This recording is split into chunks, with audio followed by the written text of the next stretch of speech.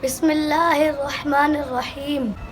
आज हम आपको बताएंगे पानी पीने का सुन्नत तरीका।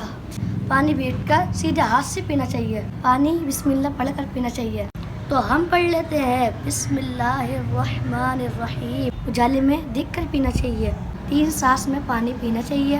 पहली और दूसरी मर्तबा एक एक घूंट पानी पिए और तीसरी मर्तबा जो पानी रह गया है वो सारा पी लीजिए। हर मर्तबा गिलास को मुंह से हटाकर सांस ले।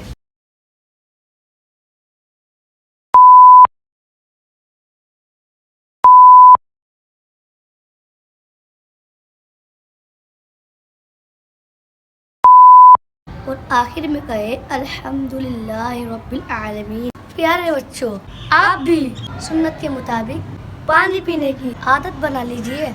अस्सलामु अलैकुम व रहमतुल्लाहि व बरकातहू।